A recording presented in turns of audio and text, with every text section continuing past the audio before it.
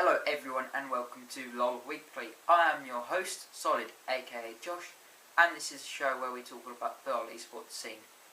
This week we had tons and tons of games. We had NA, Korea and China finishing up in preparation for Worlds, starting on, I believe, the 15th.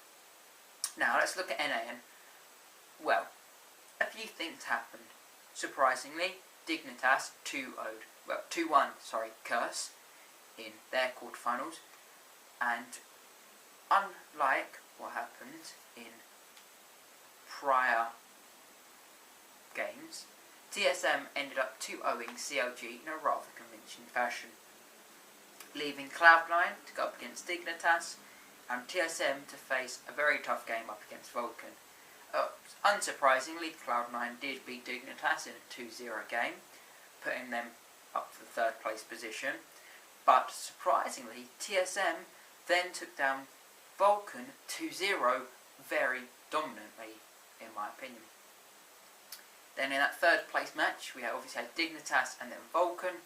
Vulcan took 2-0 against Dignitas, securing them a guaranteed 3rd place spot. Cloud9 then had to go up against TSM, who were on top shape, but ended up dominating them in their best of 5, where they went 3-0 against TSM, who really weren't showing the same level of play they did in their other games that week. As we look over to Korea, now, Korea's a bit different. The first 2 teams were done on circuit points, which is the points the team gets together over the season, and that meant that now, no longer MVP Ozone. Now, Samsung Ozone, congratulations to them.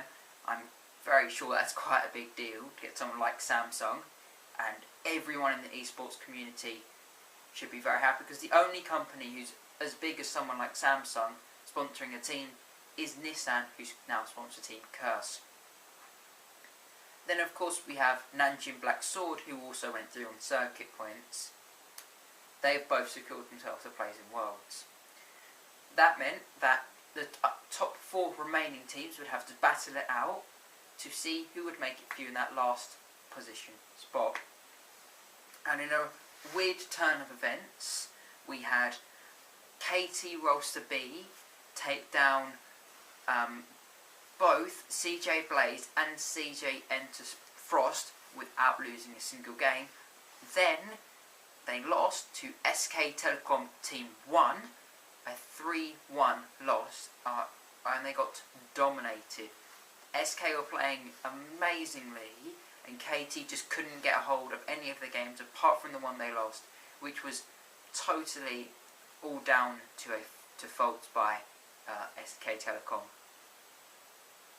Now, going to China, we had some very big teams. After China did very well in the All-Stars, people were turning heads and looking to see how their teams would do, and they definitely proved that their All-Star performance would not be, would lead up to their good performance in Worlds. That's what a lot of people are thinking now anyway. But we haven't seen them play against any international teams. What we can tell from their regionals, things are going quite well. In the end, we had OMG take down Royal Club 2-1, putting them into the loser bracket, but Royal then beat Invictus Gaming 3-1, or 2-1, to come back up into that final against OMG, and then beat OMG 3-1 in a really weird turn of events. After OMG just beat Royal, they played up against them again after Royal beat Invictus Gaming, and then lost 3-1. So China is looking very interesting right now, because we've got these shifts from series to series. It is going to be really interesting to see how their teams can do, as it could be that both of these teams, their top 2 teams, OMG and Royal, may have some sort of consistency problem if they are losing to each other dramatically in each set.